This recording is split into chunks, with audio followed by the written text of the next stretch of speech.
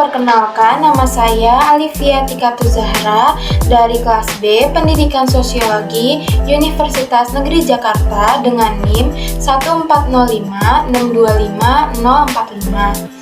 Pada video kali ini, saya akan membahas sebuah fenomena pendidikan yang sedang ramai dan dekat dengan kehidupan pelajar maupun mahasiswa saat ini, yaitu penggunaan artificial intelligence di dalam dunia pendidikan. Judul yang saya angkat adalah Nilai Naik, Pemahaman Turun, Realita Penggunaan AI dalam Dunia Pendidikan. Di era digital sekarang, teknologi AI seperti ChatGPT semakin sering digunakan untuk membantu mengerjakan tugas, mencari jawaban, bahkan membuat rangkuman materi secara instan. Nah, kehadiran AI ini memang memberikan banyak kemudahan dalam proses belajar, namun di balik kemudahan tersebut muncul pertanyaan penting. Apakah penggunaan AI ini benar-benar membantu meningkatkan kualitas belajar atau justru membuat siswa menjadi semakin bergantung dan kurang memahami materi? Nah, fenomena ini menjadi menarik untuk dianalisis dan dibahas karena berkaitan dengan perubahan pola belajar, budaya instan dalam pendidikan, serta bagaimana teknologi memengaruhi proses pembentukan pengetahuan di kalangan pelajar. Pada video ini, saya akan membahas dampak positif dan dampak negatif penggunaan AI dalam dunia pendidikan serta menganalisisnya dari sudut pandang sosiologi organisasi pendidikan. Fenomena penggunaan artificial intelligence atau AI dalam dunia pendidikan saat ini semakin meningkat, terutama di kalangan pelajar dan mahasiswa. Teknologi seperti ChatGPT mulai sering digunakan untuk membantu mengerjakan tugas, mencari jawaban, membuat rangkuman, bahkan memahami materi pelajaran dengan lebih cepat dan praktis. Kehadiran AI ini dianggap mampu mempermudah proses belajar karena memberikan akses internet secara instan hanya dalam hitungan detik. Berdasarkan penelitian dari Jurnal Ilmiah Ilmu Pendidikan tahun 2025, sebanyak 87,40% siswa SMP Negeri 8 Palangkaraya menggunakan AI untuk membantu mengerjakan tugas sekolah, khususnya pada mata pelajaran matematika dan bahasa Indonesia. Penelitian tersebut menunjukkan bahwa AI membantu siswa memperoleh jawaban dan penjelasan materi dengan cepat. Namun, penggunaan AI yang terlalu sering juga dapat menyebabkan ketergantungan teknologi dan menurunkan kemampuan berpikir kritis siswa. Selain itu, survei BRIN tahun 2025 menunjukkan bahwa lebih dari 90% mahasiswa PTKIN di Indonesia menggunakan ChatGPT secara intens dalam aktivitas sehari-hari. Nah, hal ini menunjukkan bahwa penggunaan AI dalam pendidikan sudah menjadi fenomena yang sangat luas dan mulai menjadi bagian dari budaya belajar di era digital saat ini. Penelitian lain mengenai persepsi siswa terhadap AI juga menunjukkan bahwa sebanyak 88,9% siswa menggunakan AI seperti ChatGPT untuk membantu menyelesaikan tugas sekolah. Banyak siswa merasa AI sangat membantu karena dapat menghemat waktu dan memberikan penjelasan yang mudah dipahami.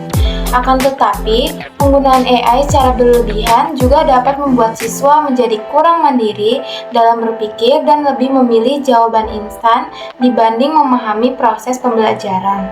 Jika dilihat dari sisi positif, AI dapat membantu siswa belajar lebih cepat, menambah referensi, serta mempermudah pemahaman materi yang sulit.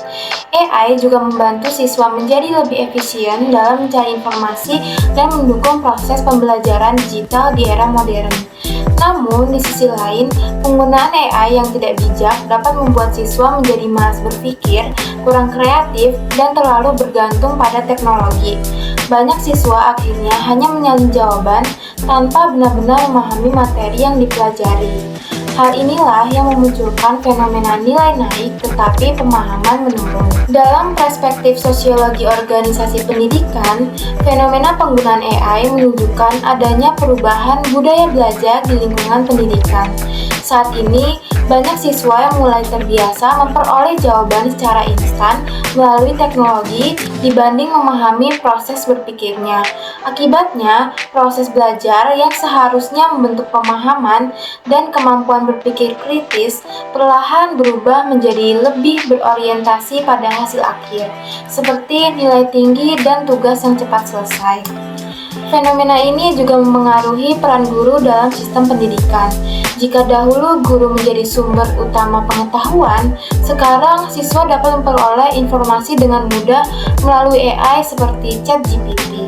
Karena itu, peran guru tidak lagi hanya menyampaikan materi, tetapi juga membimbing siswa agar mampu menggunakan teknologi secara bijak, kritis, dan tidak bertanggung jawab sepenuhnya pada AI dalam proses belajar. Selain itu, penggunaan AI yang berlebihan dapat memengaruhi fungsi pendidikan sebagai lembaga sosial. Pendidikan seharusnya tidak hanya menghasilkan nilai yang baik, tetapi juga membentuk karakter, kreativitas, tanggung jawab, dan juga kemampuan berpikir mandiri. Oleh sebab itu, organisasi pendidikan perlu mampu menyesuaikan diri dengan perkembangan teknologi agar AI dapat dimanfaatkan sebagai alat pendukung pembelajaran, bukan sebagai jalan pintas yang justru menurunkan kualitas pemahaman siswa. Sebagai kesimpulan, penggunaan AI dalam dunia pendidikan memberikan dampak positif maupun dampak negatif bagi proses belajar siswa. Nah, AI dapat membantu siswa memperoleh informasi dengan cepat, memperoleh pengerjaan tugas dengan mudah, serta mendukung pembelajaran di era digital. Namun, penggunaan AI yang berlebihan juga dapat menyebabkan ketergantungan teknologi, menurunkan kemampuan berpikir kritis, dan membuat siswa lebih fokus pada hasil dibanding memahami proses belajar itu sendiri. Dalam perspektif sosiologi organisasi pendidikan, fenomena ini menunjukkan bahwa perkembangan teknologi telah memengaruhi budaya belajar, peran guru, dan sistem pendidikan secara keseluruhan. Oleh karena itu, penggunaan AI perlu disikapi secara bijak agar teknologi dapat menjadi alat pendukung pembelajaran, bukan pengganti proses berpikir siswa.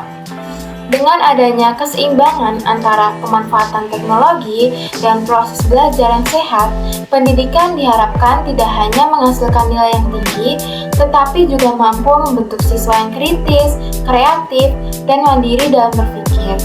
Demikian analisis yang dapat saya sampaikan, kurang lebihnya mohon maaf dan terima kasih telah menonton video ini.